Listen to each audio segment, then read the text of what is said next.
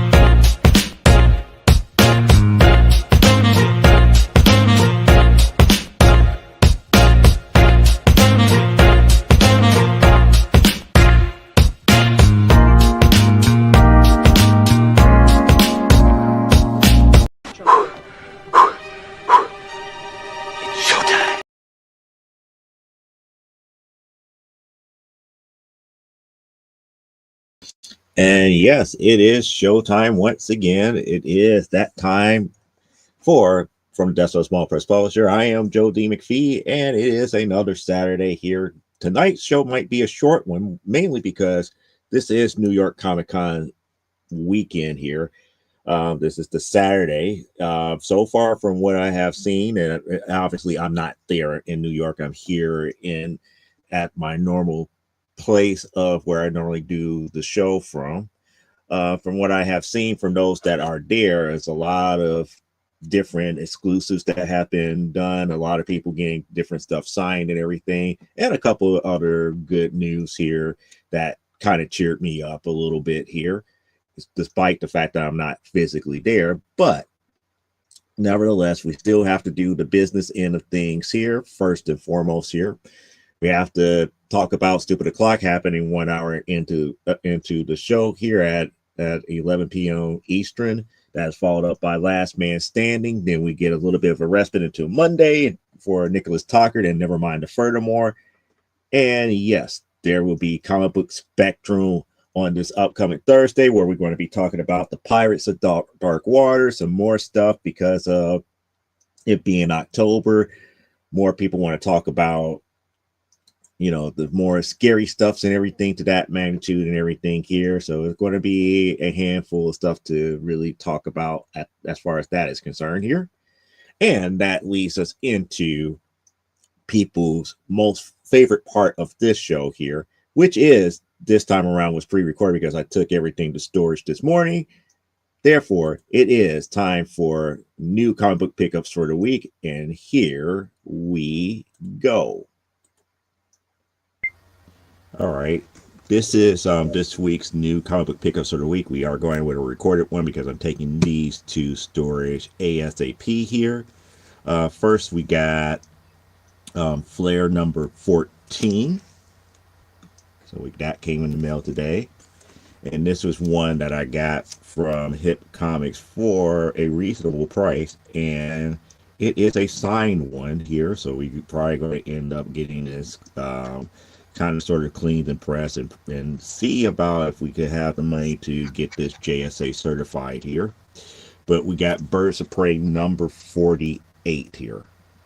And as you can see, it is assigned by Amanda Connor there and Jimmy Palmiotti right there. So we got both of them signed here. It was a very rare pickup too, because I think most people didn't realize that these books were signed in that auction here. So when I say that I got it for a pretty cheap price, I think I got that one for close to like $8. So we got Spider-Verse number 1 here. That was a freebie that was given to me here. And then we got 2 more Wonder Womans here from volume 2. We got 201, which is, I believe that is, I want to say that's a Greg Rucker cover. No, I don't know whose signature that is, but you know, we're getting into the more painted ones here, and the same artist did this one as well. So We got 201 and 202. Then finally, I got a free comic book day, Justice League number 0. This is the free comic book day one, not the one that actually came out in comic book stores. So this actually predates the other 0 here. So I got both versions of the number 0. I got one of the missing issues that I was looking for Supreme Power there, Supreme Power number 17. And then I got another missing book in the Black Diamond collection from AC, which is Black Diamond number 3. So I think I'm only missing issue number 5, and this series will be completed. And I got another copy of Good Girls Art Quarterly number 9. So on that note, I'm going to toss it back over to the studio as of right now. That has been comic book pickups for the week. And pretty much that came this week here. I am expecting a lot more books next week here. We're probably still going to be doing those probably live here, but there was a special reason why we did this one pre-recorded, because it didn't make sense to keep the books. Oh, we got Parallax here. Yeah. Now you're saying it's Joe DC McPhee for Duplicate Comics. So yes, that's the reason why, one of the reasons why we did the pre-recorded ones, mainly because we were still trying to get everything sorted out, and I got a lot more completed collections coming in here. So with the stuff that's supposed to be coming in next week, I could firmly say that things such as like the first volume of Birds of Prey is not finally now done again. Like the last 5 or 6 issues for that, the last 3 issues for Doom Patrol Volume 2, and the last 2 or 3, I think, for Volume 5. I mean, it's just things from like Spider-Woman Volume 1 to all these different series, you know, about 5 or 6 or different series about to get completed. And when I say complete, we're talking about, you know, Gen 13 Volume 2, Gen 13 Volume 4 completed, all the missing issues done. So that means a lot of my actual comic book shopping is about to come to a not really a crashing halt, but it's going to be dramatically slowed down until there's going to be like series that I really want to finish here. And there's few and far between that's going to be that way here. But that also opens up the door to save money to complete the ultimate goal here, which is to complete the volume 1 of Wonder Woman here. And come to speaking of which, I have a Wonder Woman 171 coming in. And with having that Wonder Woman 171 coming in and being added into the collection, just checking COZ real quick here, that would mean at this point, just to give you guys an idea, with having the 171, that would mean that I would have from issue 161 from volume 1 all the way to the present complete. That's excluding annuals. So I don't have every last annual that came out, but as far as the main title run from volume 1, from issue 161 to the current present one, which was I believe is volume 6, I pretty much have them. Once I have issue 160, then it becomes from like 158 to present, and then after getting 157, it would be like 149. So yeah, we're getting close to the end, close to, you know, completing gap filling. But once I get to the pre-100s, that's when the real money gets shelled out, and that's going to be a problem in the bigger scheme of things here. So the major reason, and well, I'll talk about that a little bit later in the show here. And the reason why I want to talk about that a little bit later, because it's a good thing and it's also a bad thing. But you know, I want to make certain that people know that I'm still staying accountable to you guys and everything here. So what actually was done this week here, was able to finish the lettering of chapter 5 for one of the stories in Legends of the Giant and Slayer here. So this is one of the anthology stories here. We did all 8 pages, got that lettered, and then I had to go back and redo all of these here for part of issue number 3 for Legends of the Giant and Slayer, for like the one of the main running stories here. I'm actually re-rendering because the lighting is off here. I got too much light going on here. So when I actually got it to the way that's supposed to be, it looks supposed to look more like this here. So this is too much lighting and everything. Here is the actual proper lighting for the actual room itself here. So what I gotta finish doing, I gotta finish up two more panels for page 2, the splash page, and probably end up redoing the cover. So that's what we gotta do here. We got Tats Comics here. Welcome on in. How's it going? It's going. I'm kind of like just going over the accountability aspect here of actually working on comics and everything here. I still need to put pencil on Bristol board soon for Amazonia number 8 here, but I kind of got the A-OK from the fiance because she was up here. I was like, wait, you have a 4th title that you're working on? And she was like, and I was like, yeah, I got the 4th title going and I'm working on issue number 3 of that. And she was like, really? I want to read it, especially after telling her the concept of what this title really is about. So that's what's really going on here. It's like, yeah, that's what's going on here, mostly here. But usually, like I said, this is New York Comic Con weekend. If the money is actually correct and I'm able to make the trip out there, I normally would do New York. I haven't been to New York Comic Con since 2016. So it's about time for me to go back and restart doing New York Comic Con again eventually. But here's the problem. It's not the cost of the booth. It's more or less the cost of lodging. That's really is the downfall for me not being able to do New York. Getting together, a little bit over $2,500 for the booth is not really the problem, but getting close to like $3,000 to be in Manhattan, a couple of blocks away from the convention center, is the real problem, more so than anything else. Whenever lodging is more than your booth, that's an issue. That's a deterring factor to everything here. But it kind of is what it is for right now. That's the way that I got to look at it and everything to that magnitude. But I do have other people who are there. They've been showing me all the different exclusives that are out there. They've been telling me a couple of other things, and shout out to the friend of the show, Tori, who told me a couple of good things that made me smile on yesterday. And by the way, today is her birthday, so if she's not around for tonight's show commenting and everything here, that's what we know, where she's at. She's enjoying her birthday and everything, which is always going to be a great thing here.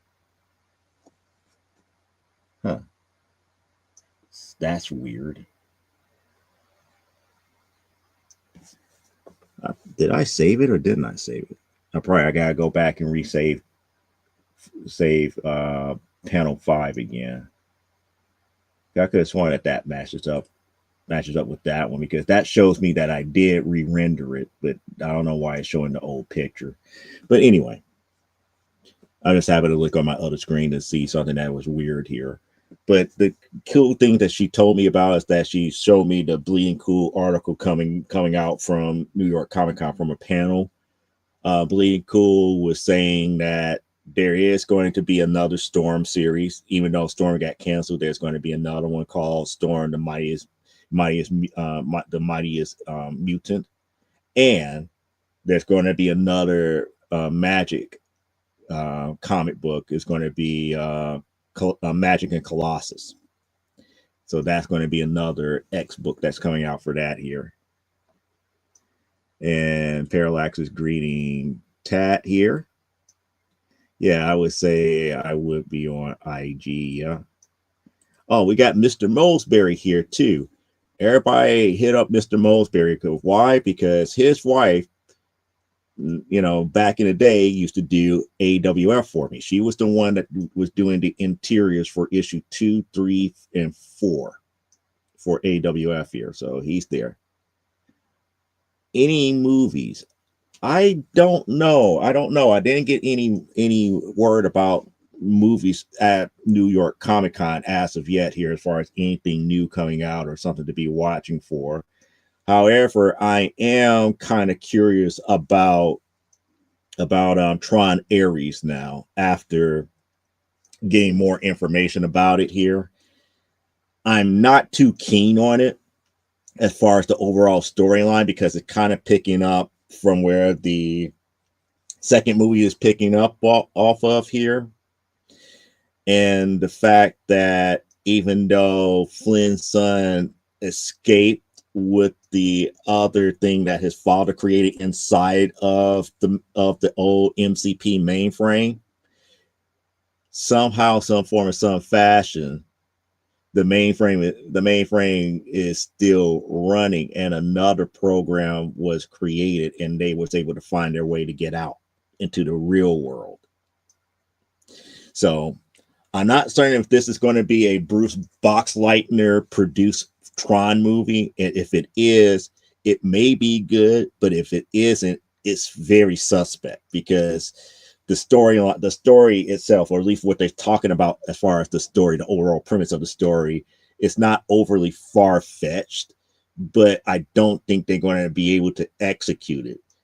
But it was kind of cool to see like the light cycles being used in the real world and making, police and everything look stupid.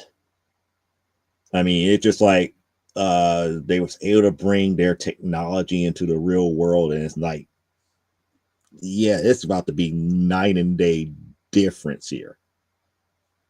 Like, for example, they was used, it's like they the main programs that came over, they started using the light cycles and everything, and they was about to get ready to get away from the cops, and then they turned over onto the light speed, and the laser light that came from the back of the light cycle was splitting open the squad cars like cans, like cans of cream corn, just straight down the middle and everything. I was like, ew, this is going to be kind of rough. It's like, yeah, I don't know where they're going with this storyline, but this is not going to be like the best Tron movie that I can see here. It's not going to be balanced because this seems very one-sided, but that's movie wise that I know of here. No, I didn't see him. It's like, she can hear. It's like Kim says hi and maybe going to BlurCon. That's interesting. And I know that she has a lot of fun doing that one. I believe that's still in South Carolina, if I remember correctly here. And we got D. Aaron, the AKA the Psychotronic Squirt Gun here. What's up, Joe and friends? What's going on? And everybody's saying hello to Aaron, and it's like, hey, Tag, great to see you here. It's like, you too. And there is our editor here. Elaine is showing up, and everybody's saying hello to Elaine here. So pretty much, New York Comic Con is happening. It's Saturday, so tomorrow is going to be the last day. I know one person that I know that is there is not going to go. We're not going to, be on the showroom floor tomorrow and everything. But other people that I know have happened here. The other thing that I also know is that the Marvel 25 packs or whatnot, it's not good. It's not good. And the reason why I say it's not good is because the one show that I was on here, they was doing ship it or rip it, and then they open up one of the packs, and one of the packs actually had damaged comics up in it. So that's a bad thing for these blind packs that Marvel is, doing exclusively for whatnot. That's a damaging, that's damaging the reputation at that point of doing another one here. And y'all guys are going to town here, so let's take a look at seeing what's going on. Oh, so BlurredCon is in DC this year. Okay. And everybody saying an evening here, they was like, yeah, sourdough bread makes you tingle in the nether regions of womanhood. For those who want to understand that quote here, you have to watch Comic Book Spectrum from this past Thursday to truly get the gravitas of that quote. And you have to be in the moment to understand why that is so funny here. Yeah, thanks for dropping the link in the chat. Yep. And Lane is asking about Beanie and Lils. Aaron is saying hello to Elaine, and it's like, yeah, they're here with me, and they say hi, Laney. Yep. And don't forget the thumbs up. That's always appreciated here. And everybody is, and Darwashi is laughing here, and it's like, yeah, I saw damaged FF packs here. The books got crunched. The books, they can't supposed to come. We're supposed to come in. We're mint. Yeah, and this one, the whole. I don't want to use a vintage book. I'm trying to find one that. Okay, I can use this one here as an example. So let's just say that this was something that was in like a Marvel 25 pack here. The one that I saw, this whole side right here was literally bent inward. It was packed, bent inward. It didn't have like a noticeable crease here, but it was nowhere near mint. It would have been, if we would have had it graded, it would have been at least a 7. That's how badly damaged it was. And and the bad thing about it is that it was a prismatic foil that came that way.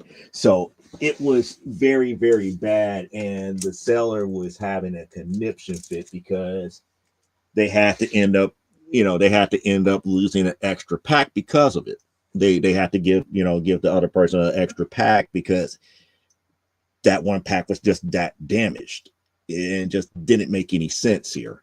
And I never understood, and like I said, if it wasn't for the fact that he ripped it open himself, that's a problem. It's like these packs are supposed to be like, near mint copies, like undamaged. It's almost like there was no quality control there.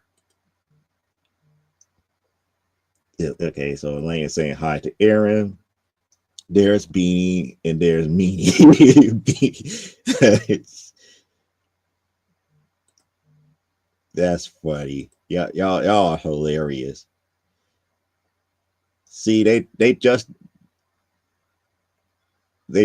don't understand about how New Yorkers are just aggressively what was to say, aggressively polite.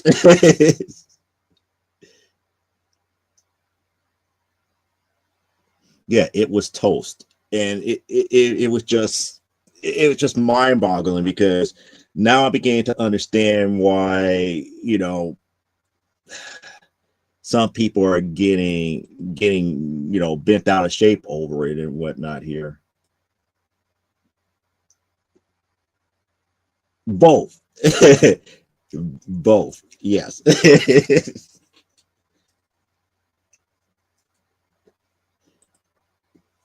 It's like where you want to go. You've been looking at the subway map for 5 minutes. Yep, exactly. Like, you've been looking at the subway map for 5 minutes and you're in my way. Where you want to go. Aggressively, kind, and helpful. But nevertheless, that happening during New York Comic Con, because they did it in conjunction with New York Comic Con, and just like, But then again, it also goes against the grain of how I feel too, because you're re-releasing. Technically, they're re-releasing books that they already have released prior, which is diluting the, if I could say, the number of books for the well, diluting by adding more copies of a book out there, but they're trying to manufacture rarity because these are foils, gold foils, prismatic foils, and all this other stuff to drive up the value of comics that has already been printed at least once. And like Parallax said, it's like the FF one. I just don't know what to think of those as of yet here.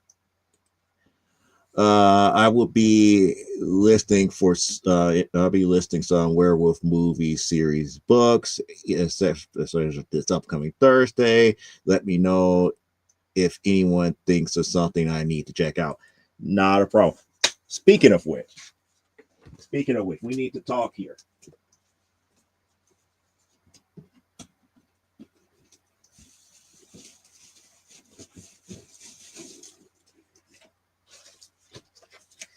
I know I showed this once before, but I need for you to know we got to work out another arrangement here because you're already in the hole for one book here, Elaine. But this is what I'm holding for you. And that's because I went back into storage. And I pulled them specifically for you because we talked about them the last time I talked about them here on From the Desolate Small Press Publisher. So I am holding those for you here.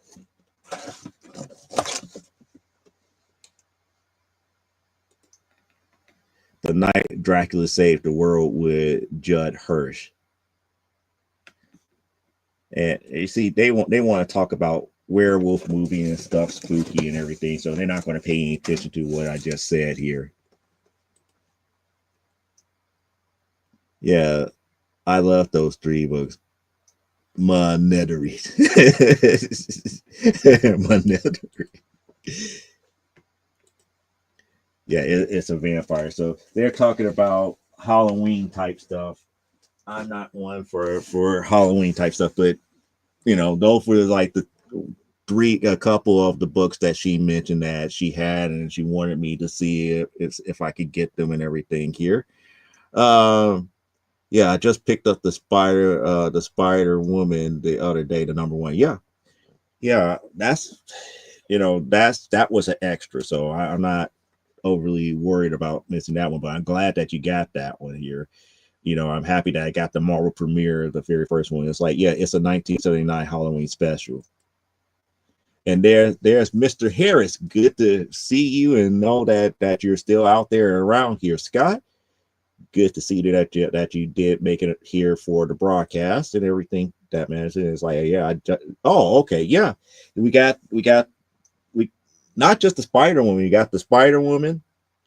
You got the Greer Grant Cat and the Tiger book. The Tiger in her short-lived comic run here. It's still not this one right here, which is the first appearance, but we got the other ones. For the other ones is in your pile here. So like I said, we got to talk about that a little bit later here. Yeah, I'm not huge on Halloween. I go meh. Friend just say, are you having fun with your hoodlum comic friends? Friends, girls to me. Yeah.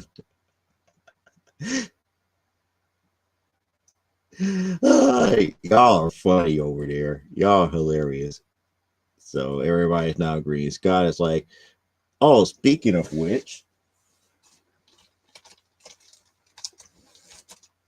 you never said yay or nay to this one here. Because I've been holding that. I had your name on here. I had your name on it.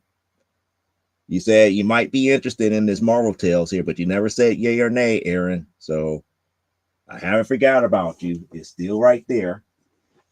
I'm going to put it over here with the other piles of books for other people that are supposed to be sending stuff off to. So Yeah, I know you have all four of those books. Just for you, just because I don't want you to feel left out because you're up there like, I got all four of those books. Yeah, you don't have this one, which I've been saving for you because I'm trying to wait to get more books before I can smell them out to you here. But remember, I told Beanie not to tell you about it. So now you know that you got one now. And this is Film Force number one. So now you got one. So now you don't feel left out. So everybody's getting books here. It's supposed to be. Everybody's trying to turn this into it's the great comic book Charlie Brown. That's what it really turned into all of a sudden. Oh yeah, I'm never going to make money ever again. No, because I'm actually producing more and more books, and especially as I get closer and closer and actually retire, you're probably going to end up making more money editing here. Yeah, I used to be on Halloween, and now I just see the kids asking for candy. Aaron going, yay. How much? How much for what? How much for what? I missed it. Yay.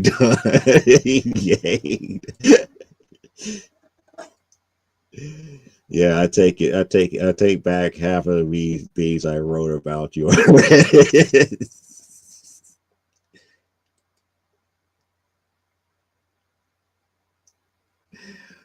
Yes, that's like I might shoot a video tonight or tomorrow. Oh, that's going to be interesting, Tat. That should be interesting. What would be the topic here? Oh, see, that tells me that you haven't watched the series Stripperella. It'd be like, yeah, I'm going to smother you with conjoinkers. I don't know why that popped into my mind when I read that, but yeah. It's like I used to have those books, Leia, and I lost them in moving here. I need to pack up what I have for you. Not many, but yeah.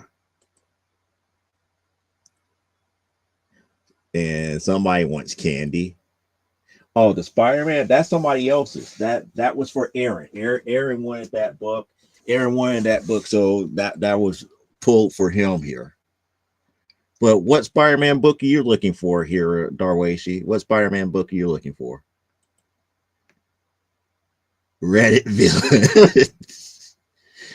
Yeah, I'm probably going to be the villain to every investment dude bro there is here. That's what she's doing to me on Reddit. It's like, see, this guy over here talking some mess about you guys.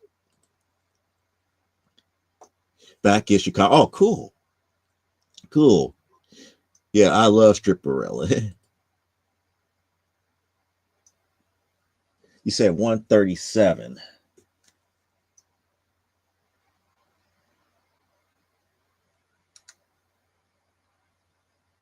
Cool. That would be an extra. I needed that extra. Yep. I'll take it. Yep. Oh, nothing. No, what do you mean nothing? I thought you were saying that you wanted a Spider-Man book here. Brock's candy corn. Yep, that's a staple. A lot of people don't like candy corn because it's pure sugar, but it's not bad. I'm highly questioning my friendship with Lady right now after the candy corn. Nah, it's okay. Wow, y'all gonna fight over candy corn? Well, it's like, yeah, it's like it's decent. I got it for $5. I was like, yeah, I think Joe has it, but it might be an upgrade. It might be. It might be. It might be, but candy corn is the bomb. Some Conan, some Daredevil, and some indie books. Which indie books? Because I'm kind of curious here. I don't ever see that in the chat. Strange, but hello. Yeah, I'll give it a clean. Okay, cool. No, but it could be worse. It's like everybody want to talk bad about candy corn. Candy corn is not the worst here. The old school peanut butter candies that were pretty much pure sugar and almost like rock hard until it like really get indelible with your saliva glands to eventually kind of sort of break it down. It came in the old school orange and black wrapping paper. You know, those were back in the day as a kid, you wasn't complaining because it was candy, but now it's like, yeah.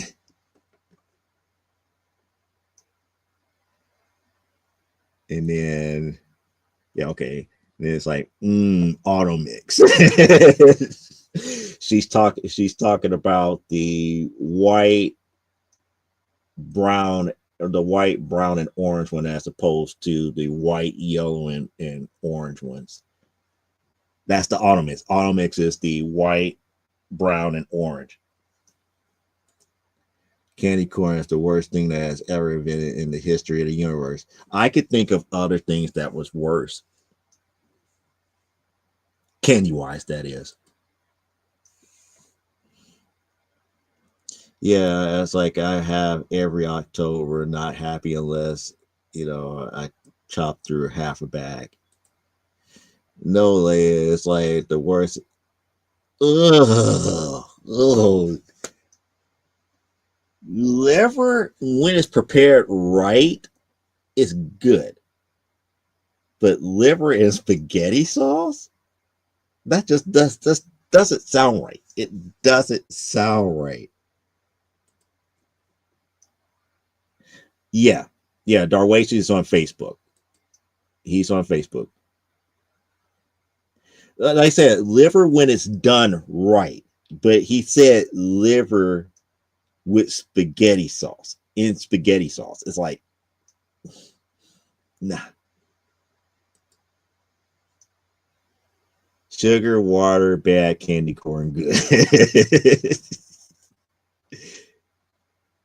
I bet you I could make liver and spaghetti sauce work. You probably could. You probably could.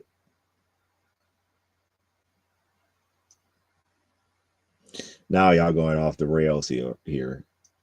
Chicken livers and chicken gizzards, not my thing. That's definitely not my thing here. Aaron's just laughing. He's just laughing. He's back there maniacally going like, I got them.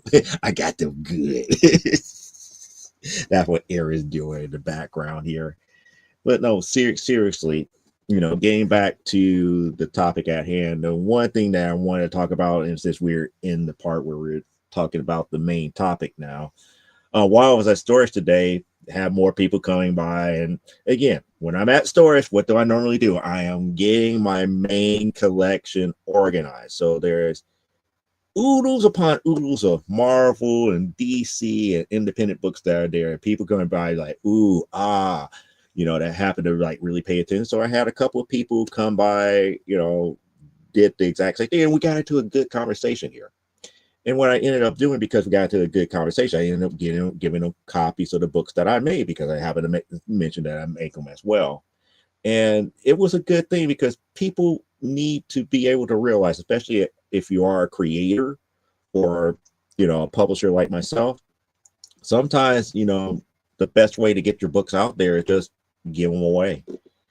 People just show interest and they want to read and they're interested in you and saying, it's like, hey, I didn't know that people were still collecting, and they saw how vast my collection was. And it's like, well, what are you planning to do? What are you planning? Are you doing a comic book store and everything? It's like, no, this is history. What I'm collecting is really history, and I'm trying to preserve it, to make it into like maybe a museum or a museum display for later on purposes. And the people were like so impressed by it, because it's decades upon decades worth of books that were kept up.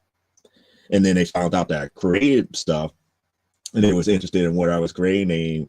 They got my Instagram information now. They friend me on Instagram and everything. And it's a good inroad to building your audience in that aspect here. So that's kind of like the good thing about doing all of this as a whole here. And y'all guys are just constantly talking here. Let's see what we got here.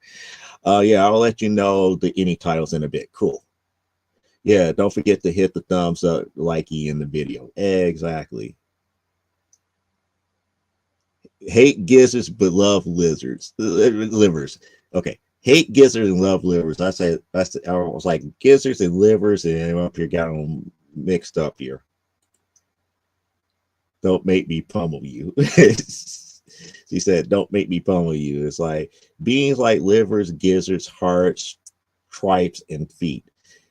Chicken feet is a acquired taste. I only had them a couple of times here. I'm not a big fan of it. Hearts and tripe I have never tried before. Did it on my telly. Okay. Yeah, it's like I would eat anything that was alive for the most part. Don't say that because I don't want to make BD sad. Don't say that. Yeah, it's nice getting the word out about your creator only. Exactly. It's just the way that sometimes you have to do it. It's like find that common ground. The common ground is like the guy was asking me about all the different Hulks and stuff that I might have here. It's like, well, I don't have a whole bunch of Incredible Hulks, but the Red Hulk run, boom, here it is. It's like, no, no, no, you don't have to break it out and this, that, and the other. It's like just good conversation. That's pretty much what it was here.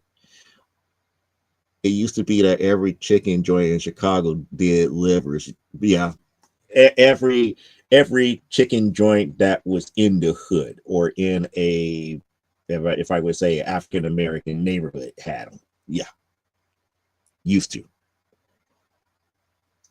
Yeah, she likes pig feet and crow feet, cow feet. Never had cow feet. Pig feet, nah, don't care for them. Livers good, gizzards, man, tripe, hell no. Beatty is the one that said that. I know what Beatty said, but like I said, I don't want to make her cry or go ew or anything to that magnitude because she said anything that was a lie. I would say that Beatty might try everything once, but there's certain things that it just doesn't sound advertising. It's not going to be one of those things that is like you're going to look forward to. Yeah, back in the day when the original owner of Heroes was still around and he knew all the people who owned franchises of it. Yeah,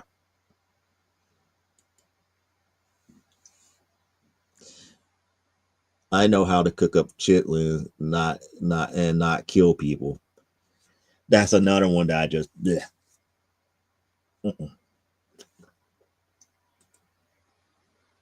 Pickles pig feet is good dough for exposure. Yeah, I'm not a pig feet person.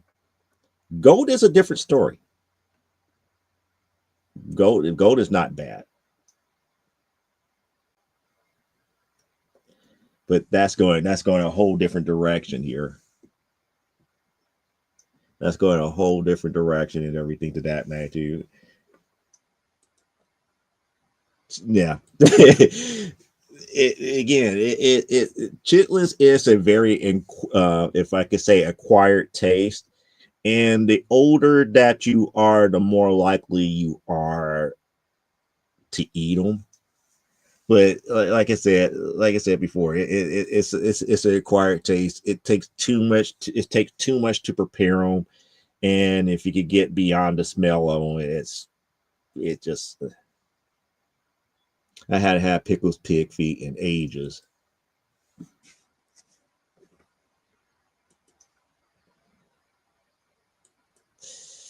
Well, at least you said it.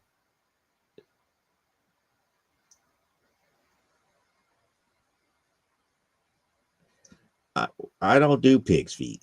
I just don't. It's like that just does not appeal to me. Just like hog head cheese doesn't appeal to me at all. Things from when I was a kid. I had it in Georgia.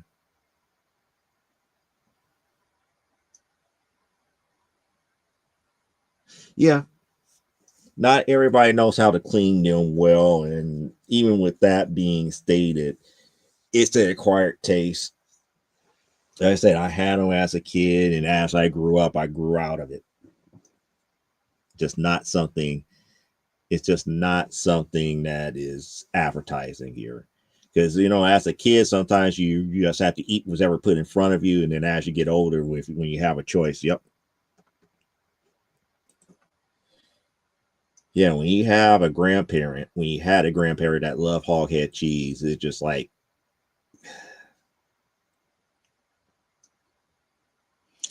I grew out of the taste of liverwurst. As a kid, I didn't mind it, but now, mm-mm.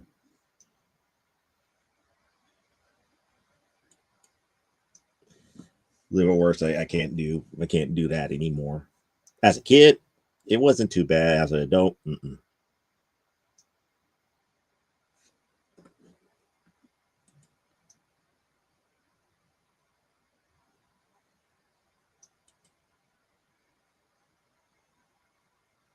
Oh, one of the titles is called "Strange Attractor," signed by the writer and artist. Not bad. That's the thing. It's like I could name a lot of stuff as a kid that I liked, but I kind of grew out of the taste of it, and grew into the taste of other stuff here. Like liverwurst was one of them. Salami is another one. I can't stand salami anymore. But because I grew out of those, I acquired a taste for things such as what we call it, pastrami, more so now than ever before. But again, when I was a kid, pastrami was unheard of. It wasn't until college that I had my first pastrami sandwich, and after that, it was like, "Yep, this is it."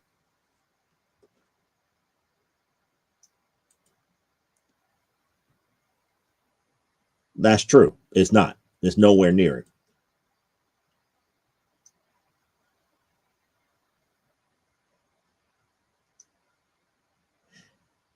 Well, that's because what they found out what they really are. And it's like I never should have told them what they are. Yeah, potato chips are the best.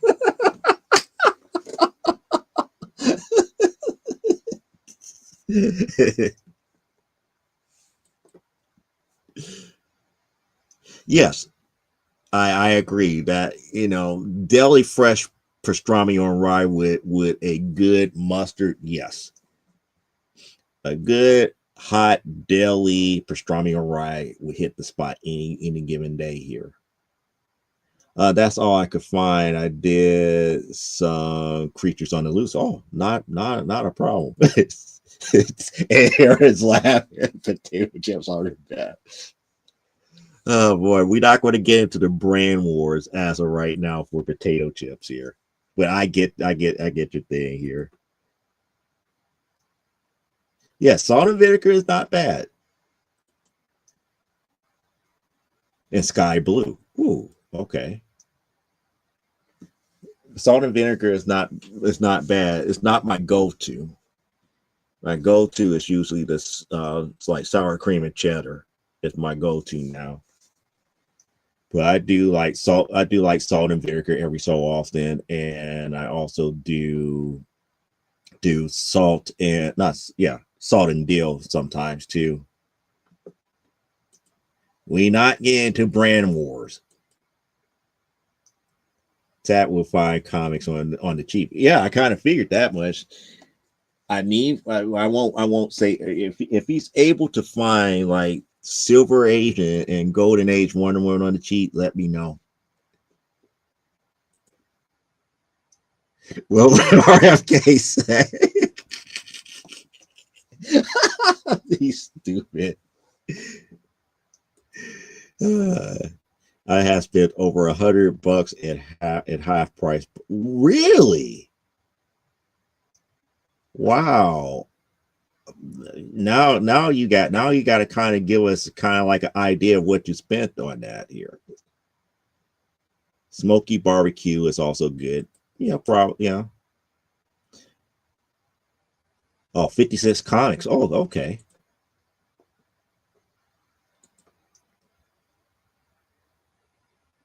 Congrats. But I'm kind of wondering what he got. So I guess come Monday we probably find out what he actually got from Half Price Books, because every Monday he does his claim sales and everything to that magnitude here. So that's a good sign here. Big two comics and indies from the 80s. And I don't know why the signal is dropping ever so slightly here from the Ethernet connection. That's just weird. I can't even. It's like I can't even go. If I could ever go live again, I would show a lot of books. Why can't you go live? That's weird here. Yo, Aaron, take me to Trader Joe's. I need orange chicken and chicken fried rice.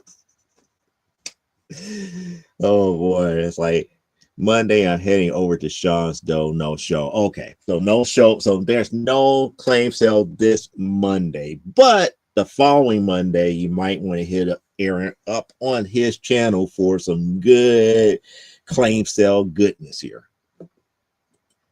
Yeah, we have a Trader Joe's here. It's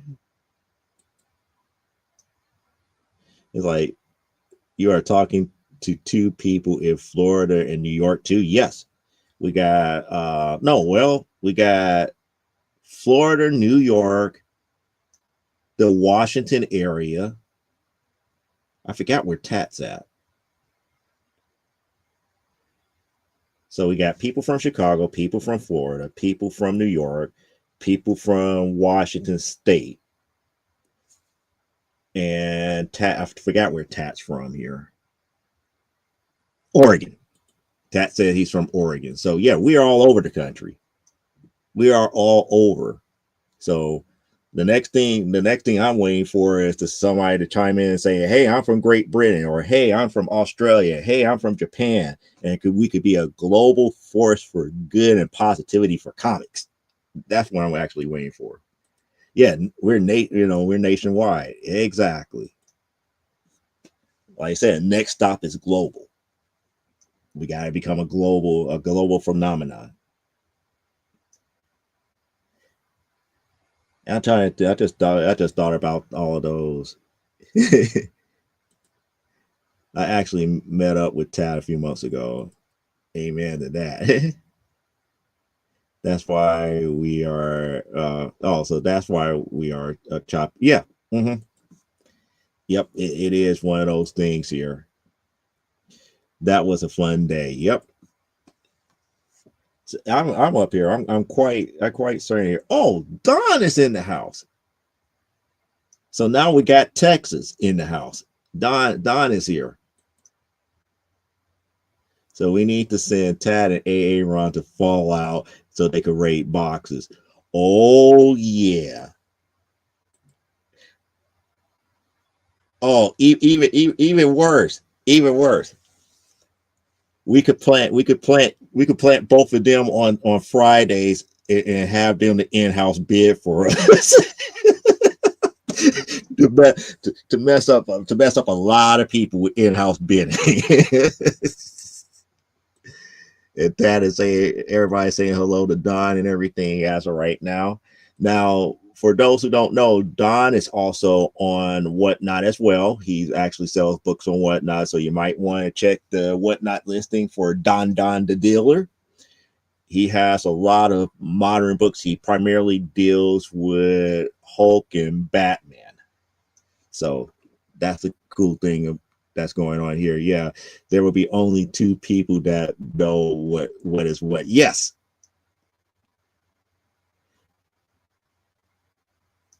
So that's a good question.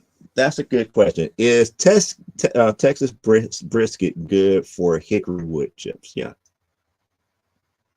that's a good thing. I don't know. I don't have a good recipe for brisket. Matter of fact, I haven't even tried cooking a brisket on my own here. I normally have other people show me what to do, but I've never done it on my own.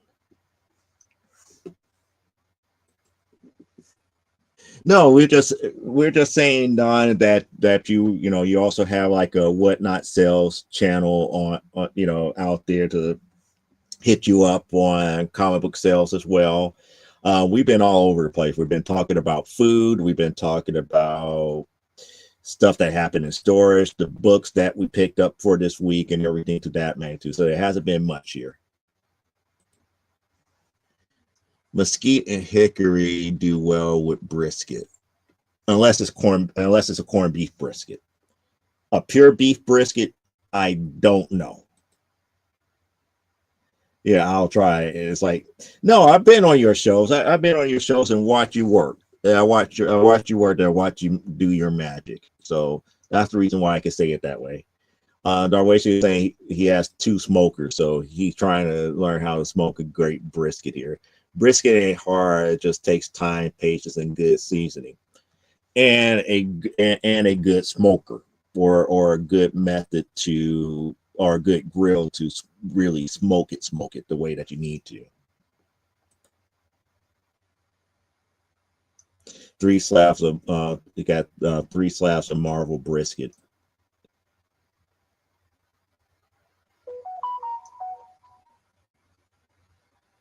No, no, no, no, no, no. I'm just saying, hickory and mesquite does not work well with corned beef, but it will work well with pure beef. Corned beef is a little bit different.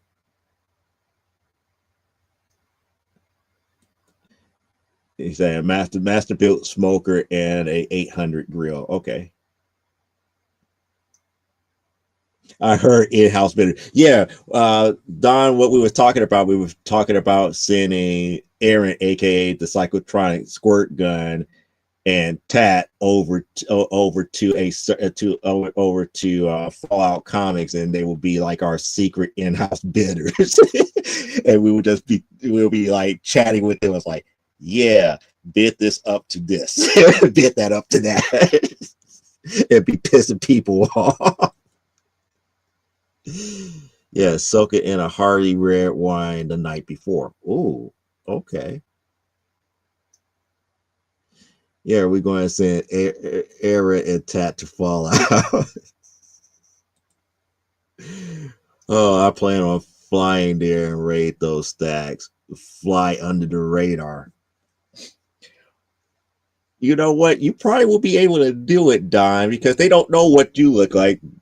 They know kind of sort of what I look like, so I just couldn't just walk into Fallout and be like, he looks familiar. They was like, you walk in there and be like, we don't know who he is, but we're just happy that he's spending money, and you up here robbing him blind.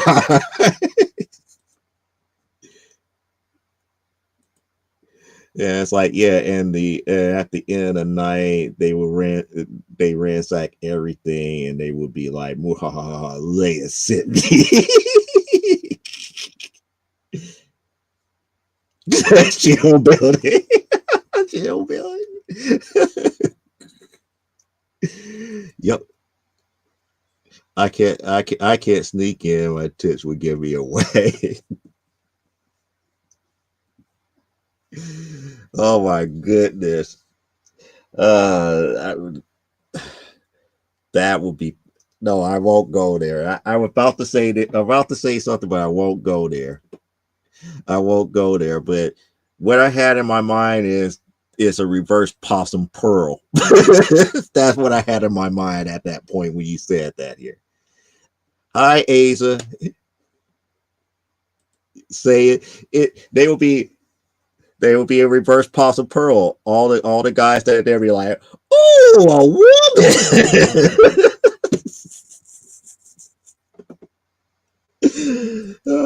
They claim that they have women coming there every so often, but I don't think so. You know, certain people are okay, but it is what it is. Yeah, I know she remembers me. She remembers me. I remember her since she was a little bitty baby.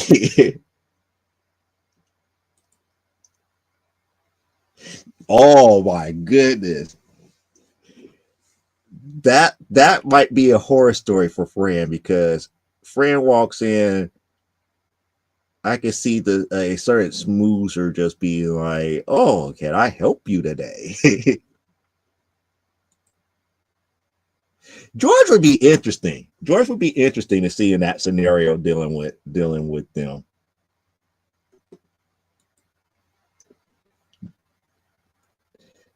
Yeah, I know tonight's show is all over the place. We got so many different conversations here. It's probably going to be a little bit difficult to follow, but it's going to be what it is. So that's the major thing here.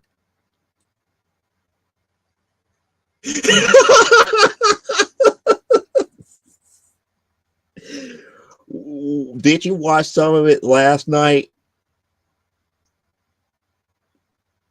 Fred, did you watch some of it last night?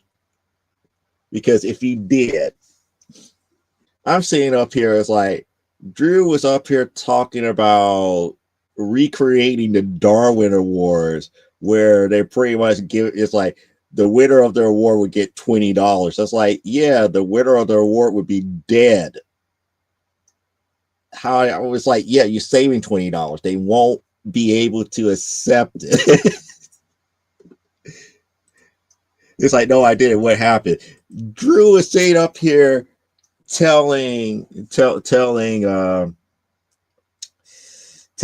owner and Tony about all the weird, stupid stuff that people would do that nearly get themselves killed and everything. And he was saying, "Hey, we could go out there on TikTok and offer people $20 to do this type of challenge and everything to that magnitude." And I'm sitting there like, this dude is trying to recreate the Darwin Awards. Of course, you would keep your $20 because those who win the Darwin Awards are dead. They just are dead. It's like Drew. Have you never heard of the Darwin Awards before? Because that's what you're talking about. You don't need to recreate something that's already there. It's just like I just don't know. But as some of these Texans would say, bless his little heart. And for those who don't know the full magnitude of how that is in southern speak, it's the equivalent. I pity the fool. It's nothing but you have nothing but pity for him for the lack of understanding of that. Okay, well, I'll catch you guys later here, Darwashi. I out of the candy corn. Oh no. I didn't have enough for a decent sugar coma. Uh-oh.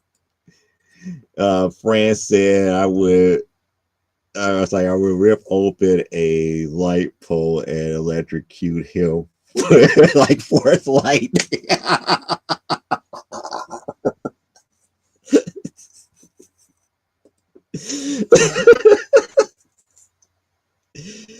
Oh my goodness.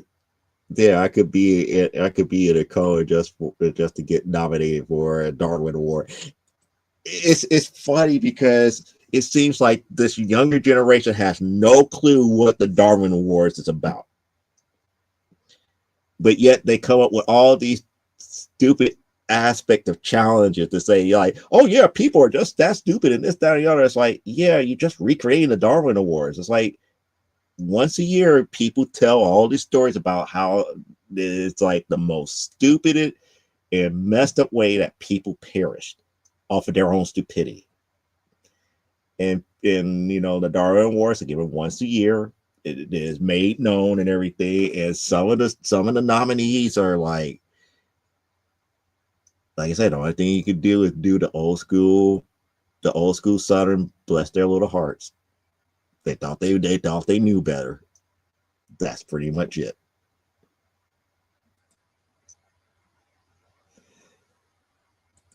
And everybody saying goodnight to Darwashi here. And Drew is like when Chappelle tells his friend in a half-baked boy, it's like, boy, you done smoking yourself retarded.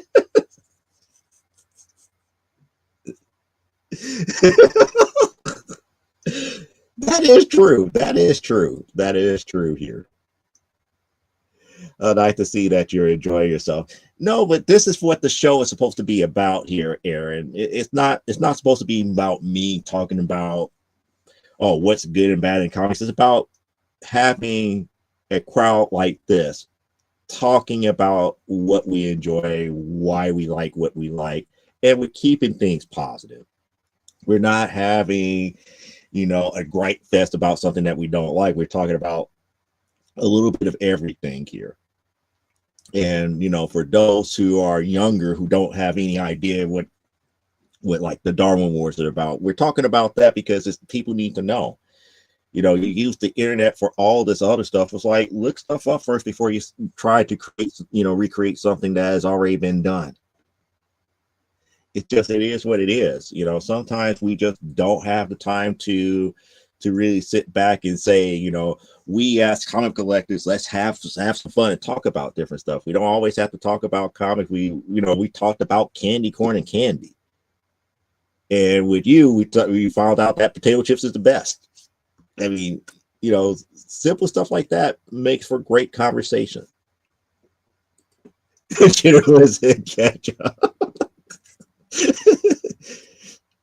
Okay, it's time to put lady in the cricket hole. In the cricket hole. Y'all ain't right. Y'all are not right. But seriously, that just caught my attention so much that I was just like, wow, I just can't believe that there are people out there that don't know about this type of stuff. And it's just like, I know it's not something that you actively seek, but when you hear these types of things here and then you go back, it's like, you know what? I remember once a year they always talk about the Darwin Awards, and you start looking them up, and everything is like, wow, people are just that misled here.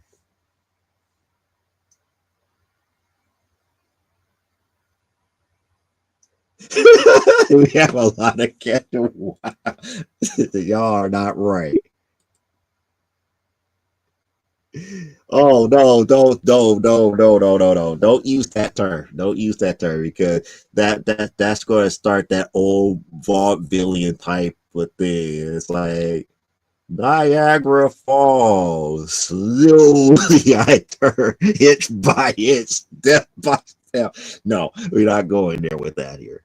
Yeah, I'm cleaning up the kitchen. That's why I can't get things done on my collection. I could understand that. And trust me, if I actually should make more time for mine, but I can't afford to spend days at a time at a storage area from the time that it opens to the time that it closes. I barely get, the few hours that I do get on Saturdays. Sometimes it's from like 9:30 to about 1. Other times it's from like 10:30 to 1. Other times it's like 11 to 1. And we're getting closer and closer to winter. So now I'm up there like, yeah, since it's not climate control, it's like I have to go there on days where it's pretty much warm. And when I say pretty much warm, we're talking about when the temperature is greater than 40 degrees. Or else I freeze myself out. It'd be too freezing here. And candy corn. I needed lots of candy corn. Oh my goodness.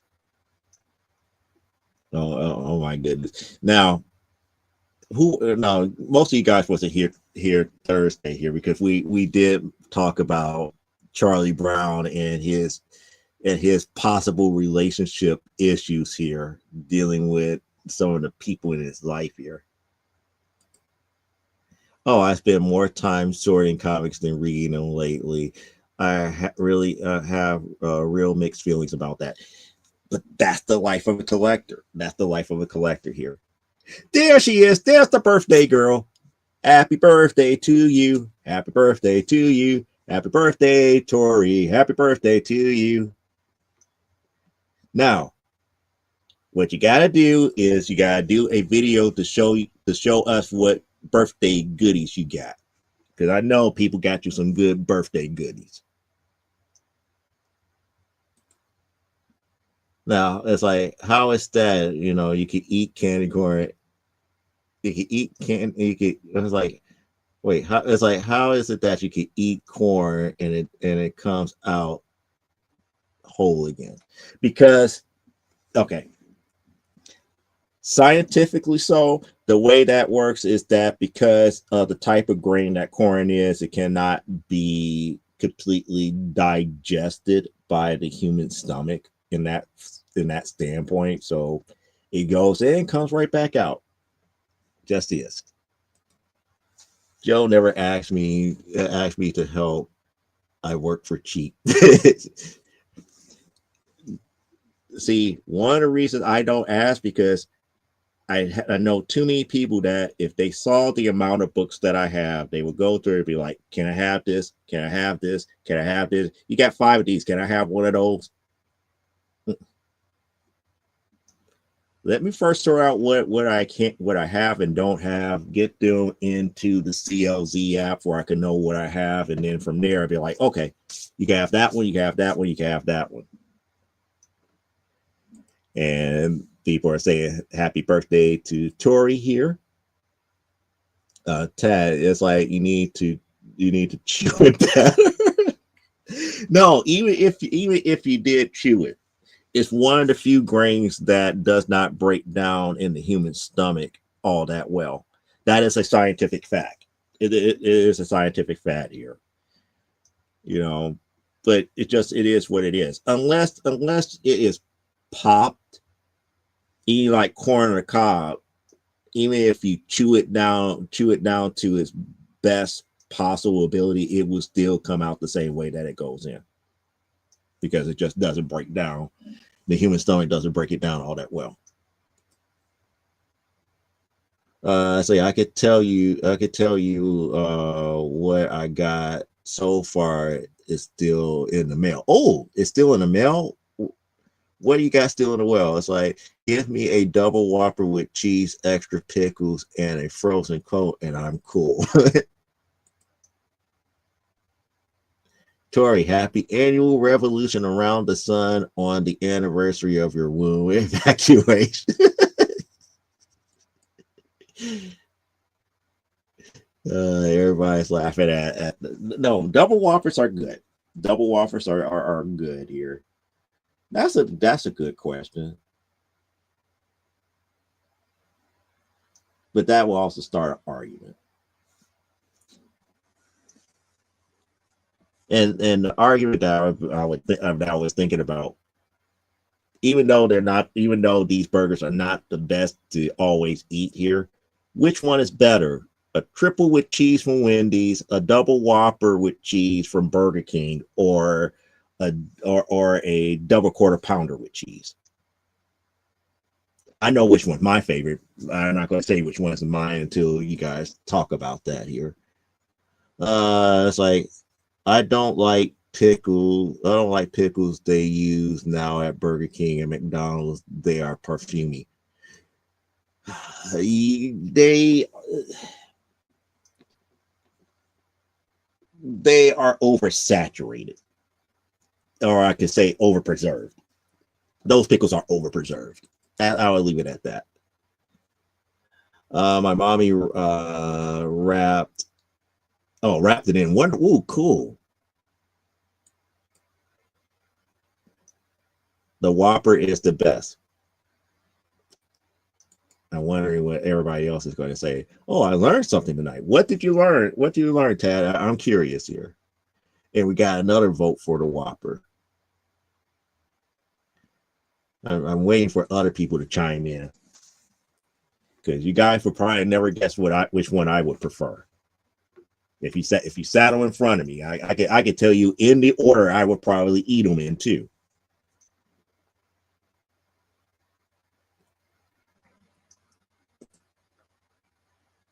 Pickles are certainly ain't what they used to be. Yep. And you make your own mac sauce. Yep. Yeah. Aaron prefers the Whopper. And I made Chinese takeout chicken wings. Cool. So I'm not certain if Don is still there. I'm not certain if chimed in yet. At least I haven't seen his answer as of yet. The birthday girl hasn't said anything yet. And my brother Daniel got me a Wonder Woman comic book sign. Oh, that's nice. That is nice.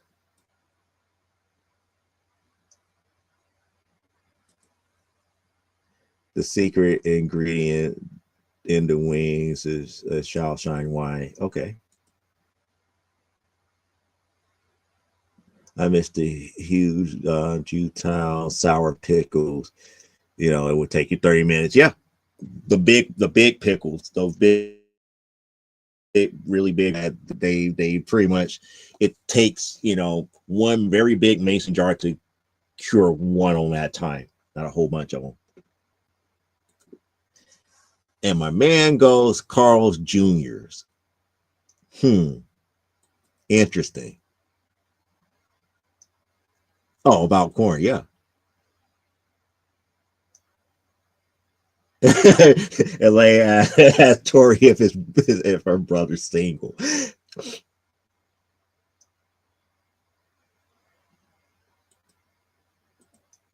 And Don said, I'm organizing here. The poll is this here. Which one do you actually prefer here? The Wendy's triple, the double Whopper with cheese, the double quarter pounder with cheese, and now Tat has entered in the Western bacon cheeseburger from Carl's Jr. So out of those four, which one do you prefer? And I already know what is number one in my list here. See, my mom got me a PS5 game. Something is killing the children, and something's killing the children. Volume 7. Ooh, so you getting you still in getting the trades. Tad love those Carl Jr.'s burgers, but we don't have them in Chicago. Well, yeah, we don't have them in the city of Chicago proper. You have to go to like Central Illinois before you get to a Carl's Jr. or a Hardee's.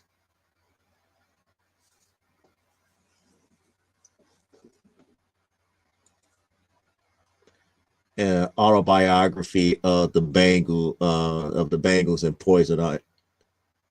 and Poison Ivy Volume 2.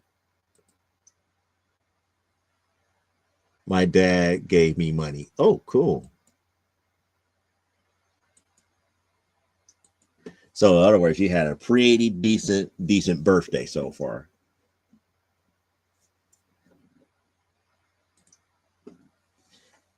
No, CTA doesn't go there, but people don't have no time for with Amtrak money. Amtrak just too much time, too much money. One of these days, I'm going to have to come to Chicago to see my Bears play and bring you a Carl Jr.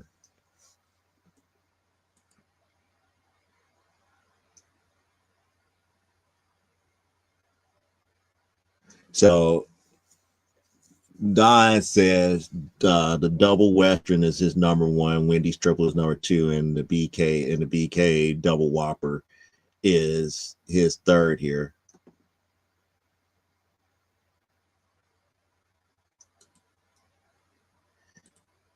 Elaine, you asked about the brother. Now you're asking about her dad.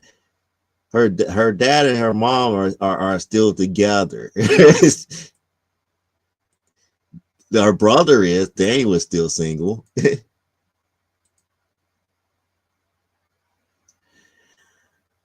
Again, I don't talk sports balls. I don't talk as you say sports balls on this show.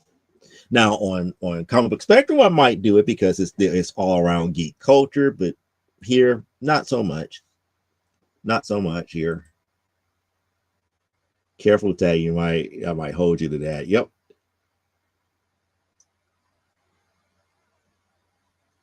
Since you were 7. Oh wow. You go back sometimes here. Ooh, that's nice. Sports balls don't suck. Sports balls don't suck here. But considering the fact that a lot of the sports ball stuff that I really, really, really enjoy, they don't televise it anymore on regular broadcast television anyway. The Bears, the Bears have been around since 1852. Wow. Yes. Yeah.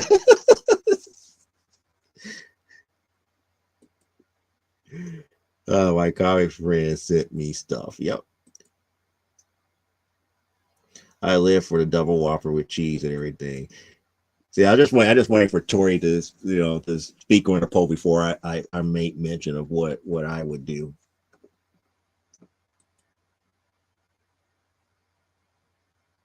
But but I ain't got it. Yeah, okay.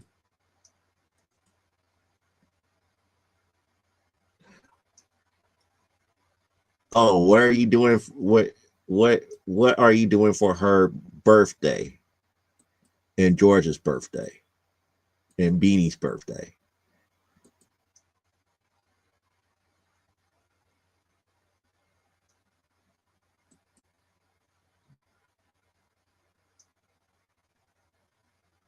She just like the regular McDonald's cheeseburger. Okay.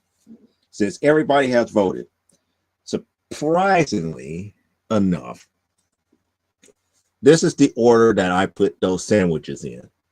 And I know it's probably going to start an argument here. Number one, the Wendy's triple. Number two, the quarter pounder with cheese. Number three, the double whopper with cheese. And number four is it's like sorry, Tad and Don, Carl's Julian Bacon. But then again, I also have to put it to you this way too. Each one of those franchises use a different type of meat patty for their sandwiches too, and the taste of them is very quite different, very different.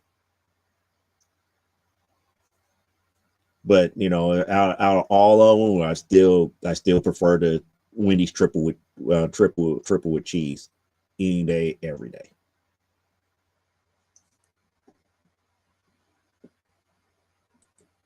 So it's like 14th, 18th, and 22nd. And my second wedding anniversary is on the 22nd. November is rough. Yep. Walter Payton, Mr. Sweetness the Man, Barry Sanders was a beef. They both are my favorite two running backs. I saw a recent documentary of Barry Sanders, and I and to this day,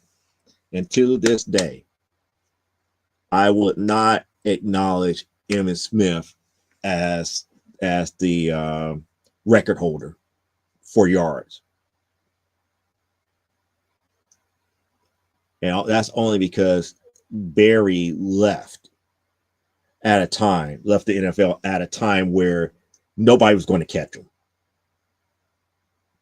He broke Walter Payton's record, but he barely broke Walter Payton's record, but he walked away from the game because nobody was going to catch Barry Sanders with what he could do.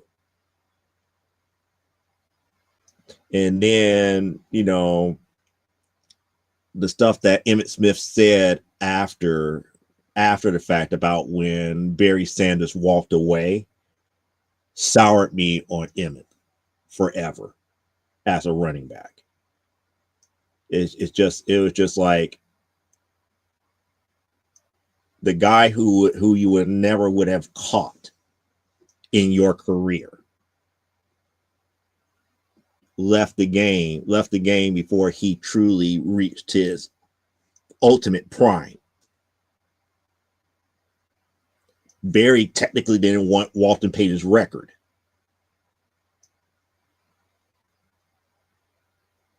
And then you kind of spat on both of them. I just don't have no love for Emmitt because of that. My favorite football player is Mean Joe Green, Rosie Greer, and Joe Namath. I wonder why. I am OS Methuselah. Uh, so I'm so old Methuselah calls me man. Oh wow. LA used to babysit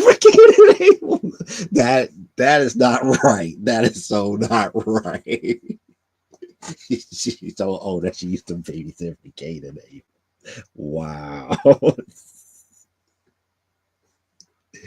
Wow, that is so not right. That is so not right. Well, here goes my somewhat semi weekly unpaid endorsement here.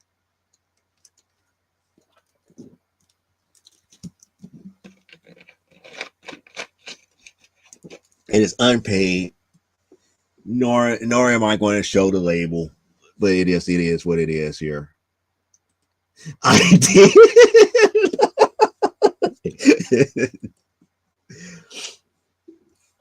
Barry said he didn't want to beat Warren Payton Ray because he looked up to Walter, and that was the whole thing.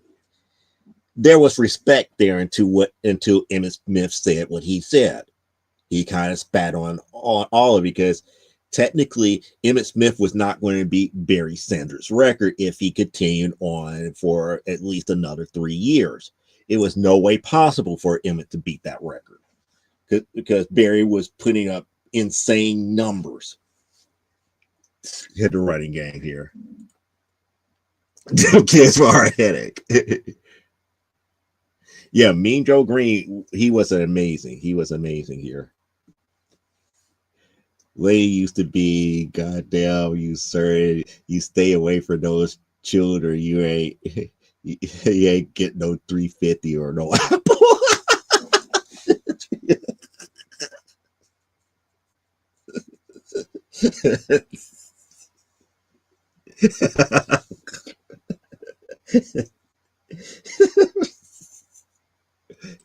Oh wow, y'all are hilarious. Y'all are hilarious. Yeah, got no 350 or apple.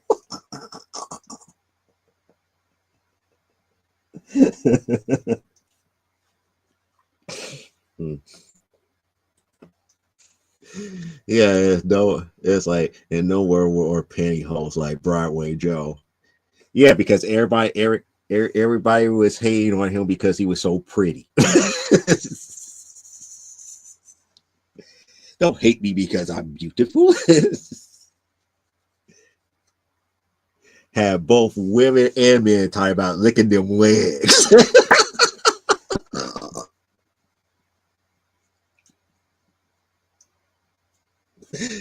Oh boy.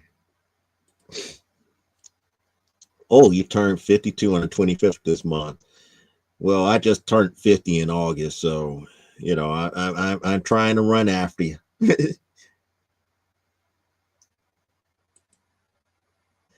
Yeah, it's like, do tell lady about the bloomers I wanted you to get so you could be the prettiest one in the world. Nope. Again, that was Michelle that was trying to set me up. She was like, "Oh yeah, I got something Wonder Woman related for you. Have a Wonder Woman costume with the actual bloomers up in it." And that's like, I think it might be your size too. I was like, "Nope."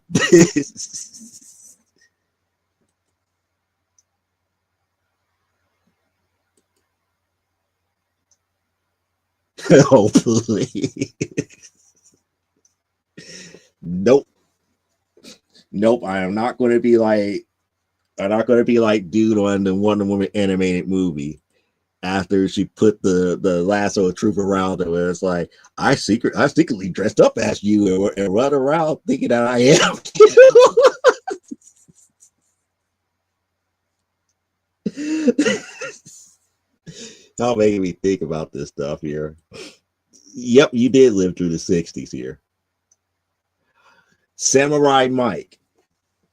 Before there was ever a Brian Urlacher, there was Samurai Mike. Again, I still feel this way. Since you were going to bring it up here, the Bears' fatal mistake out of all of this here is Mike Dicker belittling what Buddy Ryan did defensively. Buddy Ryan was a defensive genius. All that the Bears needed during that time was a somewhat decent offense, which Dicker provided for them. But if it wasn't for Buddy Ryan and the 46 zone defense, the Bears wouldn't have been as dominant as what they were in the middle 80s. Period.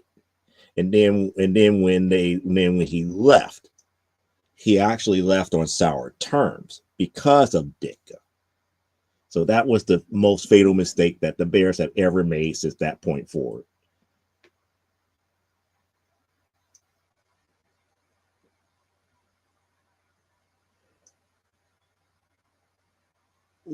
Ditka at which age? That's my question here. Ditka at which age? Ditka during the time that he was coaching the Bears, Ditka during the time that he was coaching the Saints, or Ditka after he was coaching the Saints?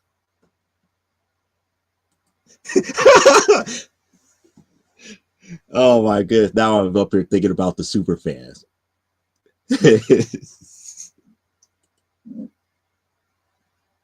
wait.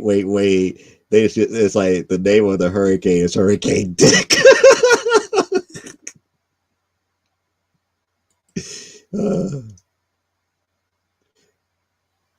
I have pops of both of them. Yep. I could. You probably could. You probably could. Yeah.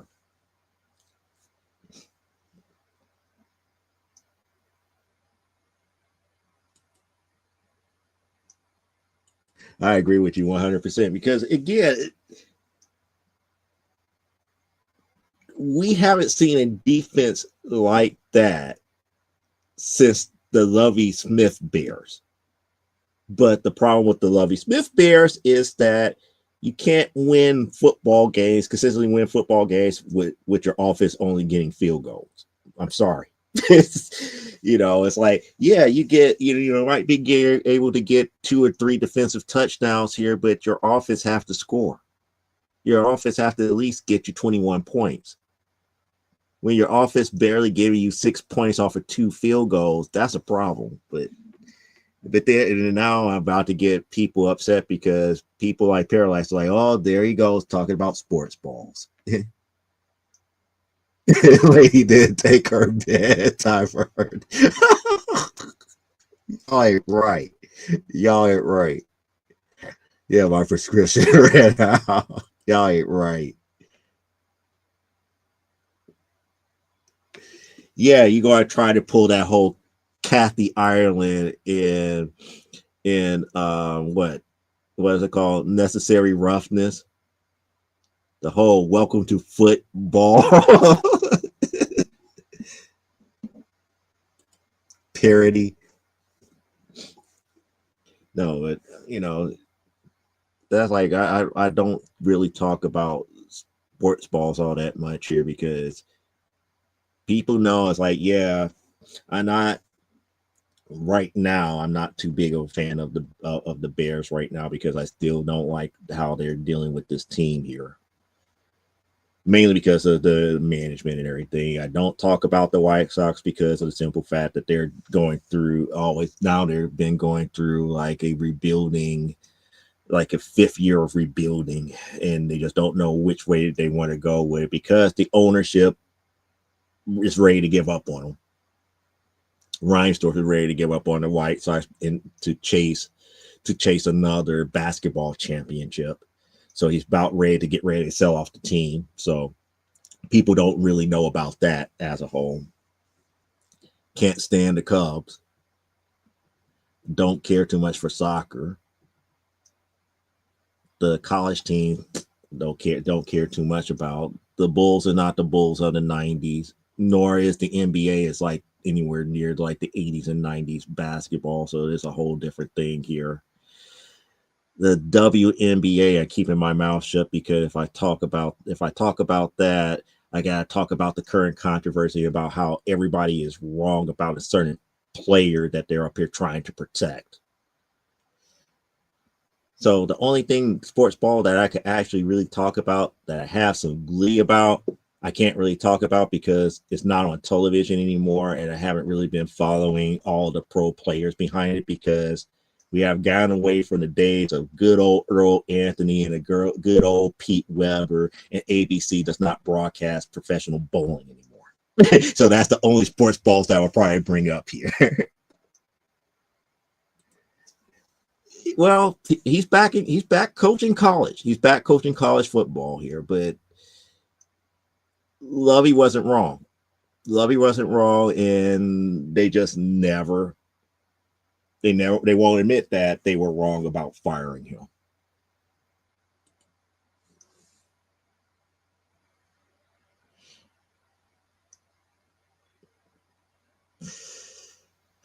We would never have that name ever again. Why? Because of corporate sponsorships now.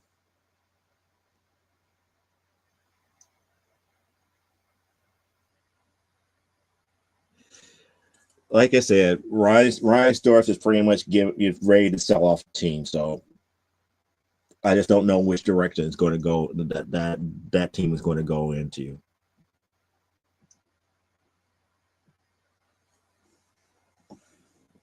And this is after the fact, after what happened in 2005, because he said that as much as he loves owning the Bulls, he said that was the one key thing that he treasured the most, which was the World Series victory.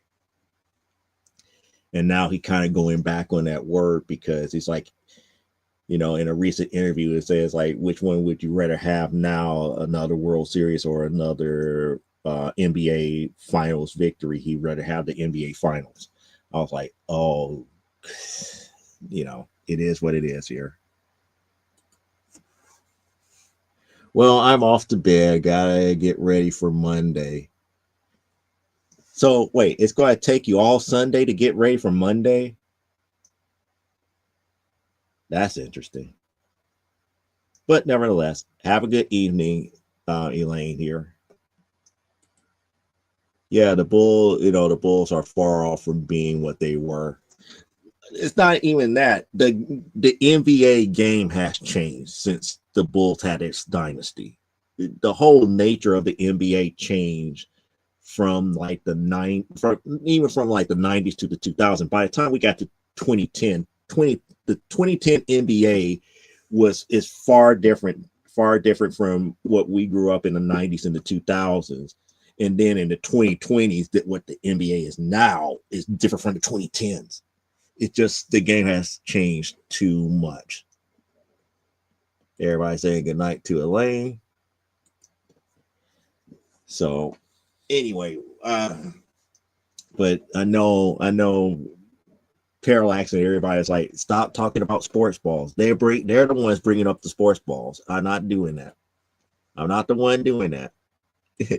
And that saying that he's off to bed here. So you know what? Since everybody's ready to go off to bed here, and there's still some Saturday left for everybody that's in the Central and West Coast here, at least I could do my East Coast people a favor and give them back close to 20 minutes of their Saturday before they be in the future. Woo! They will be in Sunday by the time the rest of us will still be enjoying our Saturday here. So on that note, yeah, me and the ladies are still here. I know you guys are still there, but you don't want to, I'm up here trying to get everybody else to stop talking about sports balls. Unless it's about the New York Mets. Oh, thank you. And thank you for sending me that video, because that did make me smile to see Big Poppy and what's his name go, the Yankees lose. The Yankees lose. It's like, say it one more time. The Yankees lose. But anyway, I'll give you guys the rest of your Saturday before it's all said and done. Thank you for coming out here. Thank you for the great conversations here. Thank you for the likes, the thumbs up, the hearts on Facebook. If you're watching it on a replay, put comments out there because we read every comment. We respond back to you here. If you want to see something special, let us know here. The Lakers lose.